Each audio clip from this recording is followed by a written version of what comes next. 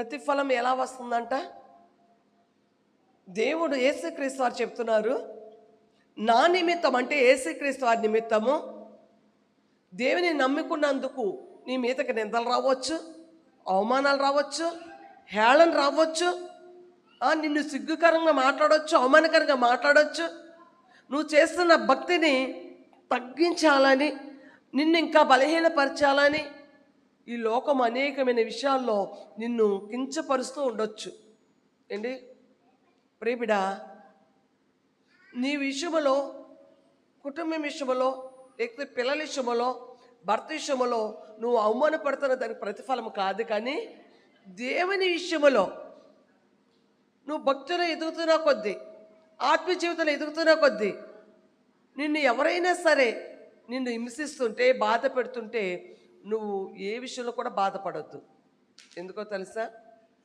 నాయనా, నేను భక్తులు ఎదుగుతున్నాను, ప్రార్థన జీవితంలో బలపడుతున్నాను, అయినా తండ్రి ఇదిగో నన్ను ఇలా అణిచి వేస్తున్నారు, నన్ను ఇలాగా వేదన పెడుతున్నారు, బాధ పెడుతున్నారు, అయినా నేను బాధపడను ప్రభా.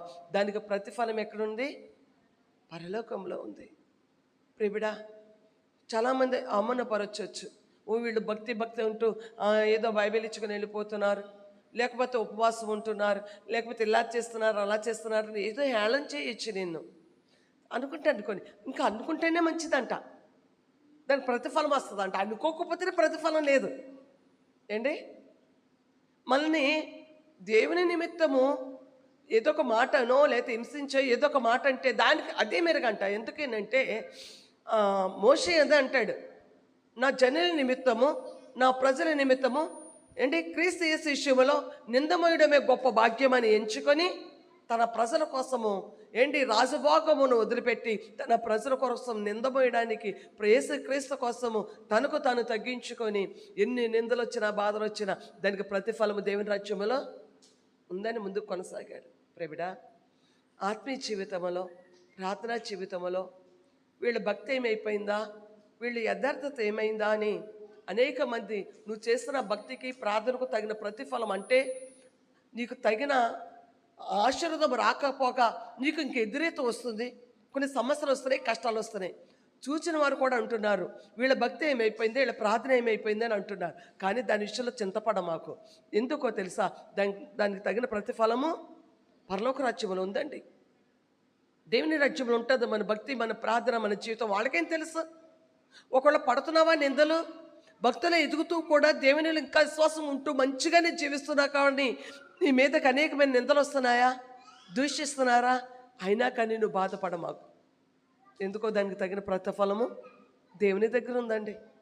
ప్రియులారా, ఈ లోకంలో ఉన్న సంపద అంతా కూడా సిమెంట్ తినేయచ్చు, దొంగిలించవచ్చు. కానీ దేవుని రాజ్యంలో ఉన్న మన భక్తి, దేవుని రాజ్యంలో మన నీతి, యథార్థత ఎవరు దొంగిలించలేరండి. అది మన సంపాదన అండి. అది అక్కడ మన సంపాదన ఉంది. కాబట్టి ప్రియబిడా, దేవుని మందిరంలో ఉన్న ప్రియ సహోదరి సహోదరుడా, దేవుని వాక్యం వింటున్న ప్రియబిడా, దేవుని విషయంలో నిందమోయడము గొప్ప భాగ్యమని ఎంచుకోండి. ఎన్ని వచ్చినా కానీ, ఎంత నీ మీద బురద జల్లుతున్నా కానీ నా దేవుడు నాకు ప్రతిఫలం ఇస్తాడు. భక్తిలో తగ్గిపోద్దు. అయ్యో ఇంత భక్తి చేస్తున్నాను, ఇంత ప్రార్థన చేస్తున్నాను, నేను ఇలా భక్తి మంచిగా ఉంటున్నాను, నాలో ఏ తప్పు లేదు, నాలో ఏ పొరపాటు లేదు, అయినా కానీ నాకేమిటి ఇలా అయిపోయిందని నువ్వే విషయంలో కూడా చింతపడమాకు. దాని విషయంలో ఏం చేయాలంట? సంతోషించే. మనుషులు ఎల్లరూ మిమ్మల్ని అవమానపరుస్తుంటే, మాటలు అంటుంటే ఏమండి ఏం చేయాలంట? ఆ విషయంలో ఏం చేయాలంట? బాధపడాలా, సంతోషించాలా? ఏం చేయాలి? ఈరోజు నేను దేవునిలో ప్రార్థనలో ఉన్నానని, ఇలా దేవునిలో ఎదుగుతున్నానని నా వాళ్ళే నన్ను తిడుతున్నారు, అయిన వారే నన్ను కించపరుస్తున్నారు, భక్తుల్లో నన్ను తగ్గించేస్తున్నారు, అయినా కానీ నేను దేవుని ఇంకా బలముగా కొనసాగుతాను అని నువ్వు ఇంకేం చేయాలంట? నీకు ఎదురెత్తి వస్తున్న కొద్ది ఏం చేయాలి? ఆనందించి సంతోషించి. అంతేకాని ప్రభువా నీ భక్తి చేస్తుంటే, నీలో ఇలా విశ్వాసంలో కొనసాగుతుంటే నువ్వు ఎందుకు నాయనా నాకు మరలా ఈ అవమానం ఏమిటి నాయన, నేను మంచిగా చేస్తున్నాను కదా, నేను మంచిగానే బ్రతుకుతున్నాను కదా, అయినా ఈ సమస్య ఏంటి నాయన అని నువ్వు చింతపడొద్దు. కొద్దిగా నాకు స్లోగా వచ్చినట్టుంది సౌండ్, ఇది వస్తుందా? హల్లెలూయా, హల్లెలూయా, ప్రైజ్ లార్డ్, హల్లెలూయా, ప్రైజ్ లార్డ్, హల్లెలూయా. ఇది చూడనా?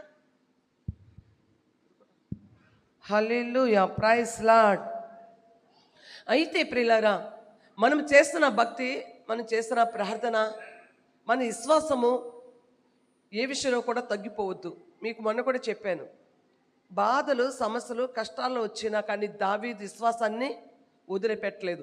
ఆ ప్రార్థనకు ప్రతిఫలము దేవుడు అనుగ్రహించాడు. అలాగే నీకు నిందలు వస్తాయి, బాధలు వస్తాయి, సమస్యలు వస్తాయి, ఎన్నో వస్తాయి. కానీ దానిలో ఏం చేయాలంట? సంతోషించి ఆనందించు, నీ భక్తిని కొనసాగించు, దానికి తగిన ప్రతిఫలం దేవుడు అనుగ్రహిస్తాడు. ఇంకా మనం దేవుని వాక్యం 6వ అధ్యాయము 4వ వచనం కూడా ఒకసారి చూద్దాం.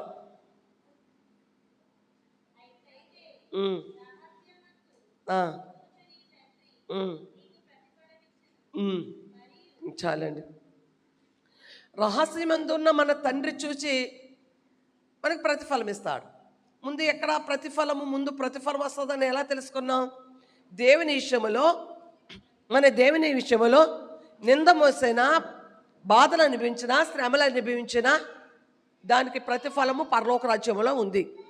తర్వాత రెండవదిగా రహస్యమందున మన తండ్రి చూస్తాడంట. ఏమిటంటే, నువ్వు దేవునికి ఇస్తున్న కానికైనా, ఏదైనా సరే, ఇక్కడ ఇస్తున్న కృతజ్ఞత కానికైనా, దేనికైనా, లేదా మన మందిరానికి ఎంత ఖర్చు పెడుతున్నామో అది ఏం చేయాలంట? మనం ఇచ్చింది కుడి చేతికి, ఇచ్చింది ఎడం చేతికి తెలియకుండా ఇస్తే రహస్యమందున తండ్రి ప్రతిఫలం ఇస్తాడంట. అవునా కదా? మనం ఇచ్చిన, నేను నిజంగా చెప్తున్నాను, ఇచ్చిన ప్రతి రూపాయి చదవడం ఇష్టపడను నేను.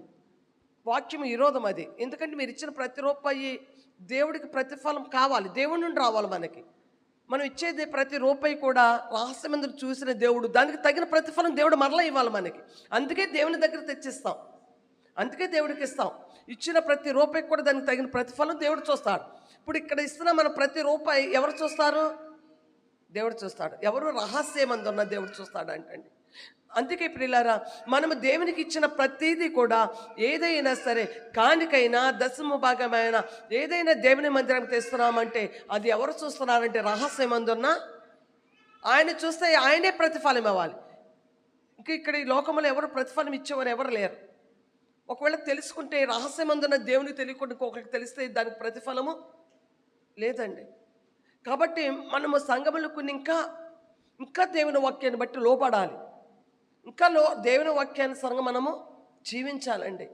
కాబట్టి రహస్యమందున్న మన దేవుడు, మనం ఇచ్చిన ప్రతిదీ దానికి ప్రతిఫలము దేవుడు అనుగ్రహిస్తారు. మనం ఎంతైతే ఇస్తున్నామో, ఏమండి, మన సమయాన్ని ఎంత ఇస్తున్నామో, మన ధనం ఎంత ఇస్తున్నామో అని చూస్తున్నాడు. అందుకే నీ ధనము, నీ సమయము ఏం చేయాలి? దేవునికి ఇస్తే దేవుడు రహస్యమందున్న దేవుడు చూసి మనము ఎంతైతే ఇస్తున్నారో దానికి ప్రతిఫలం ఇస్తాడు. మనం ఈరోజు 2 గంటలు దేవుని మందిలో గడిపాం, దానికి ప్రతిఫలం ఉండదంటారా? ఏంటి, రహస్యమందున్న దేవుడు చూడట్లేదా మన భక్తిని? లేదు, నువ్వు రోజుకి 7 గంటల ప్రార్థన ఇక్కడ చేస్తున్నావు, ఇక్కడ ఉంటున్నావు 7 గంటలు, మంగళవారం శనివారం కూడా వచ్చి 7 గంటల ప్రార్థనలు ఉంటున్నావు. ఎవరు చూస్తున్నాడు? రహస్యమందున్న దేవుడు చూస్తున్నాడు. దానికి ప్రతిఫలము ఉంటుందా లేదా? దానికి ప్రతిఫలం ఉంటుందా అంటే, ప్రియులారా, మనుషుల మెప్పు కోసము మనం ఏది చేయట్లా. రహస్యమందున మన దేవుడు మనకు ప్రతిఫలము ఇస్తాడు. అలాగే మన సమయం ఎంతైతే ఇస్తున్నామో అంతకి సమయం దేవుడు ప్రతిఫలం ఇచ్చేవాడై ఉన్నాడు. మనము ఎంతైతే దేవుని చేతికి ఇస్తున్నామో, ఆ దేవునికి కోసం ఖర్చు పెడుతున్నామో, రహస్యమందున దేవుడు దానికి ప్రతిఫలము ఇచ్చేవాడై ఉన్నాడు.